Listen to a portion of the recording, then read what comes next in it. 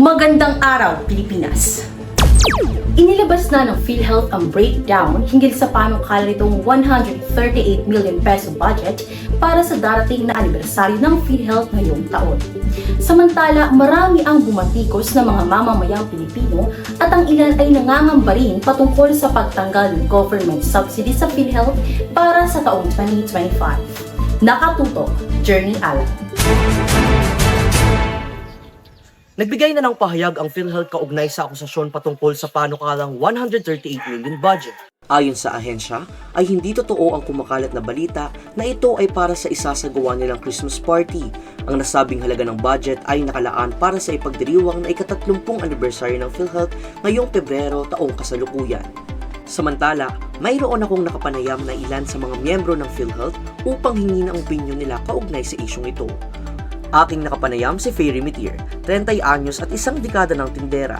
Sa pagtitinda rin siya kumukuha ng pang-araw-araw na pangangailangan, pati na rin ang kontribusyon niya sa PhilHealth. Syempre, alam nyo naman, nakakadismaya din talaga kasi yung pamamahala iba eh.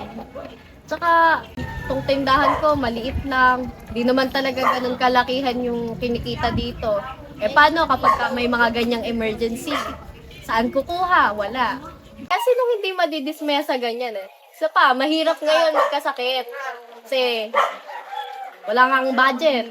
So paano na? Wala na. Siya naman si Jaiza Yango, 35 anyos at nagtatrabaho bilang isang factory worker. Gaya ni Faye, ay hindi siya sang-ayon sa panukalang budget ng PhilHealth para sa gaganapin nitong anibersaryo.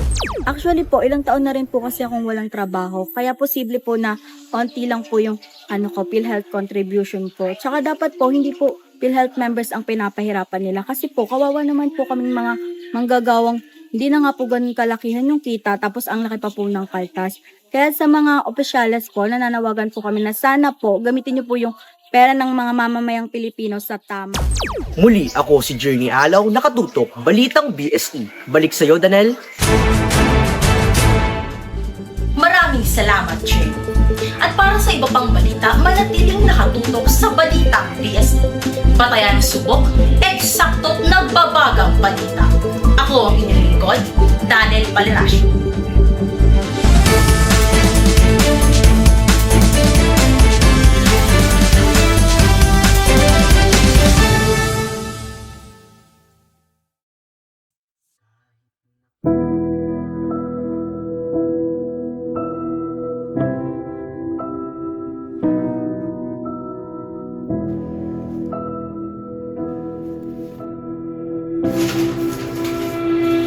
Ayoko na!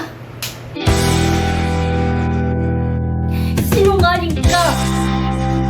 Nangako ka na bago naman lahat! Naniwala ako sa'yo! Nagtiwala ako sa'yo!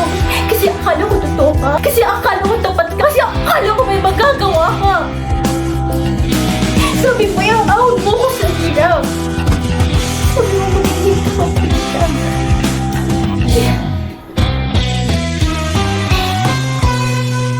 Pero gagawin mo pa rin yun, diba?